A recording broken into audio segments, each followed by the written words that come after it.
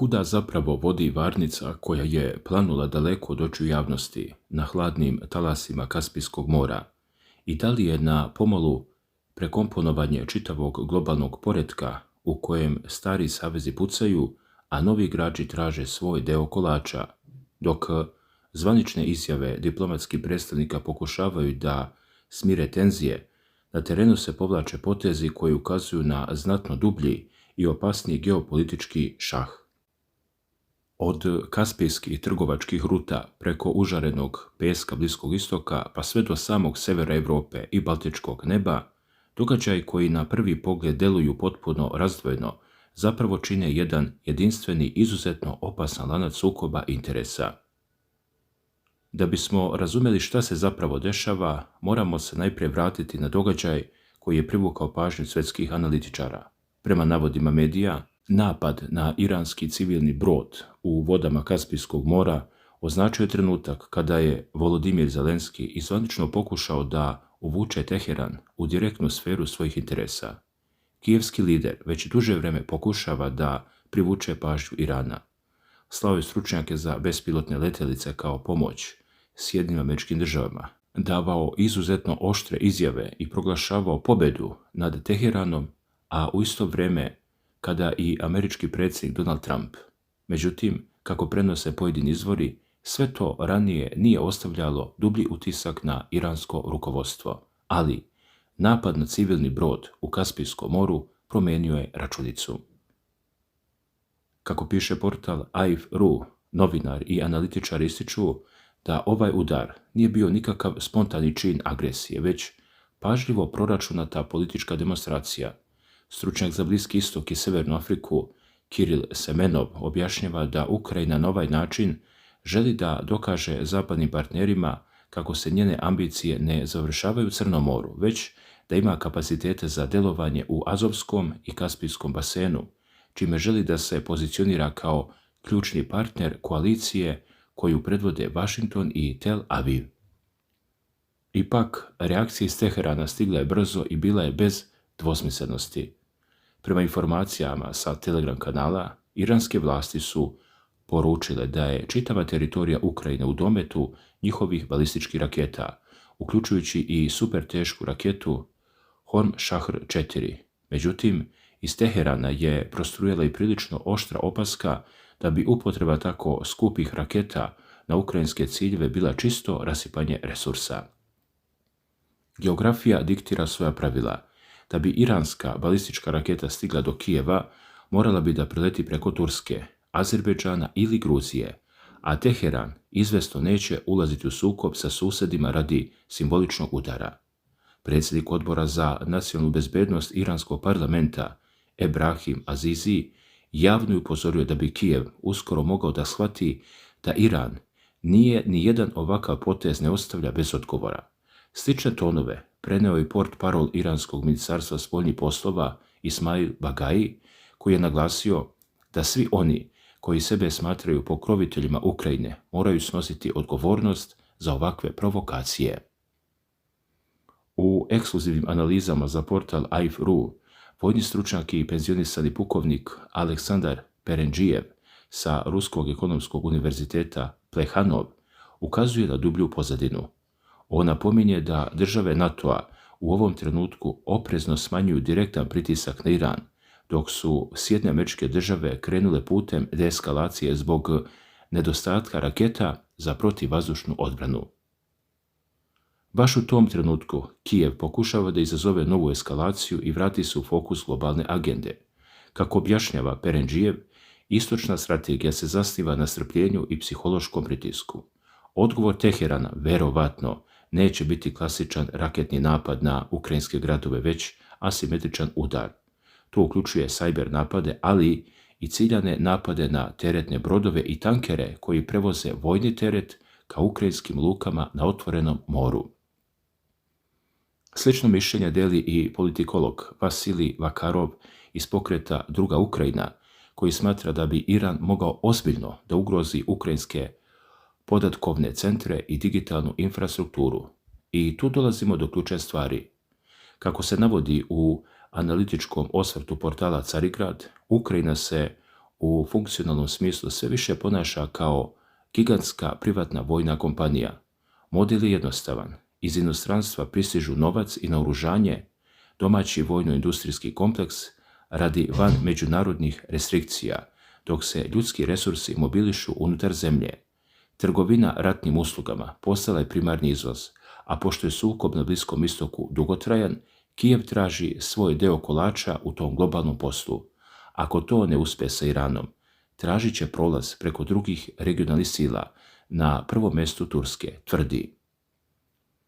A na samom Bliskom istoku karte se ponovo mešaju.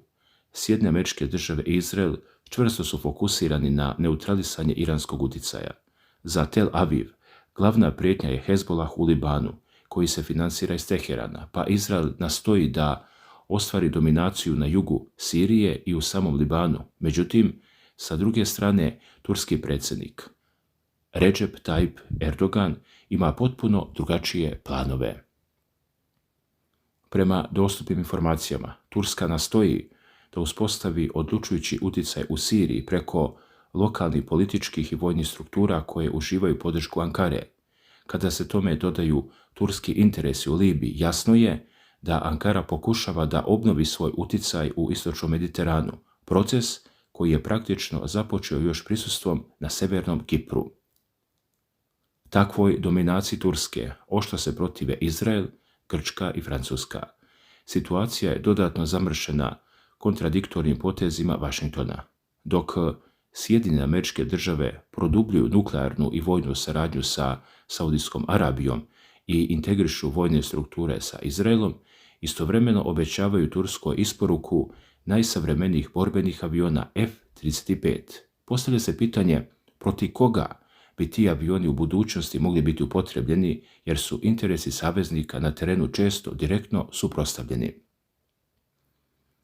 Da Turska igra izuzetno složenu i dvostruku igru potvrđuju i najnoviji izvještaj medija.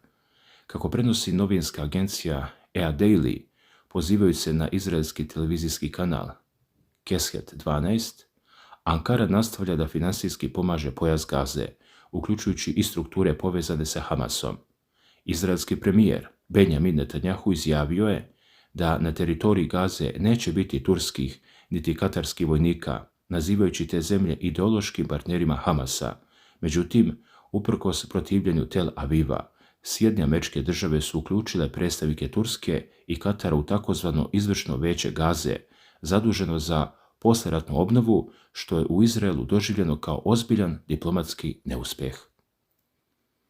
A pored diplomatskog posredovanja, izraelske odbrambene snage IDF objavile su da su eliminisale 2 operatera finansijske mreže Hamasa, koji su prema njihovim podacima i tvrdnjama prebacili oko $170 milijuna vojnom krilu te organizacije. Ta mreža je koristila kanale za razmjenu valuta u Turskoj i pojas Gaze. Ministarstvo financija SAD-a, odnosno njegova kancelarija OFAC, uvelo je sankcije protiv turske kompanije El Kahira for General Trading i njenog vlasnika zbog pružanja neformalnih bankarskih usluga i prebacivanja $100.000.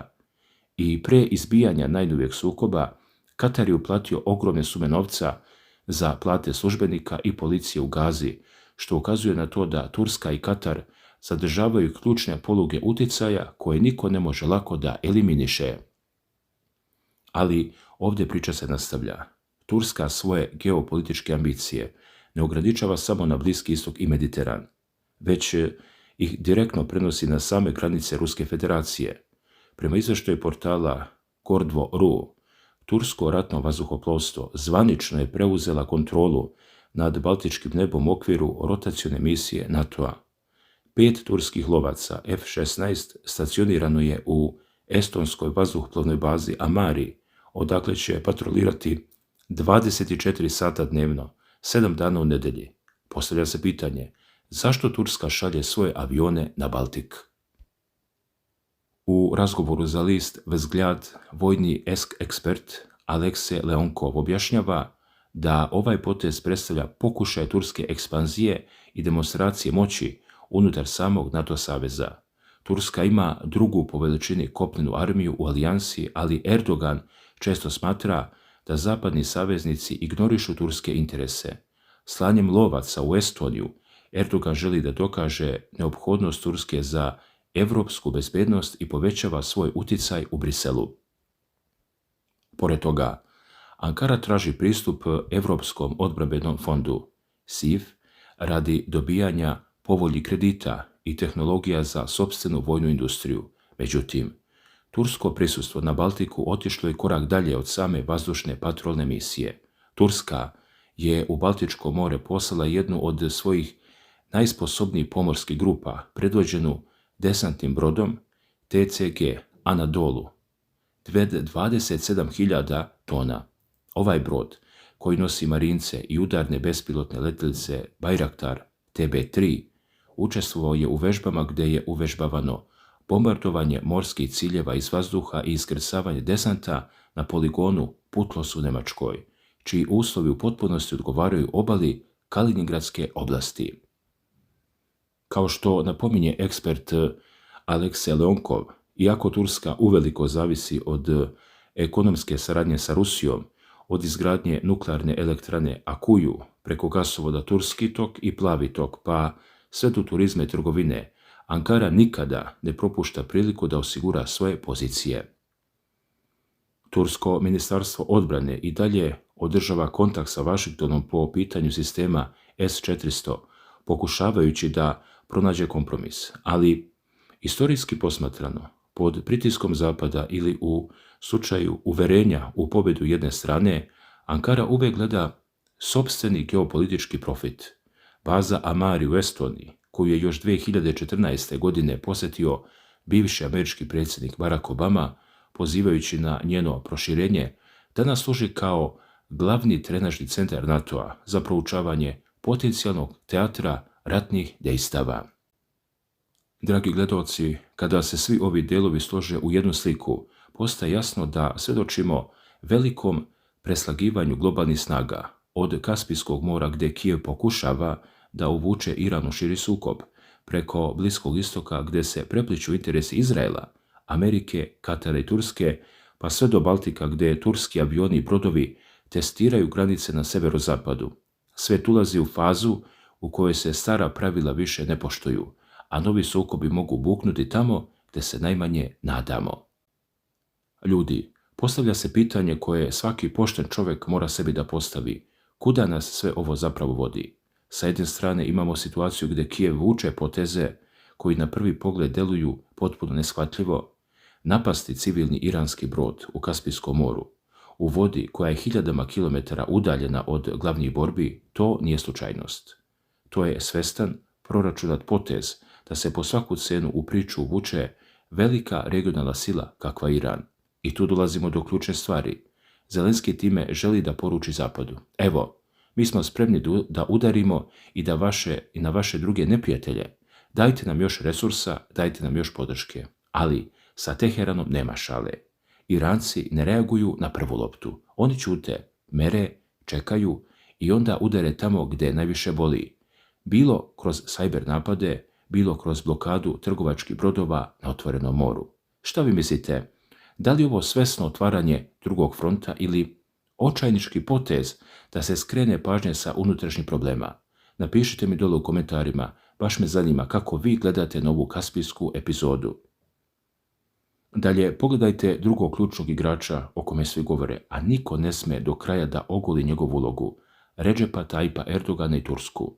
Slušajte ovo, Turska je članica NATO-a, druga po snazi kopnena vojska u celom savezu. Istovremeno, Ankara prebacuje novac u Gazu, drži otvorene kanale sa Hamasom, gradi nuklearnu elektranu sa Rusijom, valja trgovačke milijarde, a onda iznenada pošalje 5 svojih borbenih aviona F-15 na ruske granice. Zato je važno razumjeti sljedeće. Erdogan ne igra za Ameriku, ni za Rusiju, ni za NATO. Erdogan igra isključivo za Tursku i za širenje turskog utjecaja od Mediterana do severa Europe. On želi tursku reč u svakom svjetskom žarištu. Kad treba da se uzme novac iz evropskih fondova, Turska je tu da čuva baltičko nebo. Kada treba da se trguje gasom i pšenicom, Turska je najbolji partner Moskve. Kad treba da se pokaže utjecaj na Bliskom istoku, Turska deli karte u Siriji i Gazi. U tom trenutku postavlja se pitanje dokle može da se sedi na 2, 3 ili 4 stolice istovremeno? Da li će Zapad u nekom trenutku morati da pritisne Ankaru da se konačno predeli ili je Turska postala toliko moćna i bitna da joj niko ne sme ništa? Kako vama djeluje i ova politička gimnastika Ankare? Da li je to vrhunska diplomatija ili opasno igranje sa vatrom koje u sekundi može da ode u pogrešnom smeru? Dakle, ovo menja cijelu sliku svijeta u kome živimo.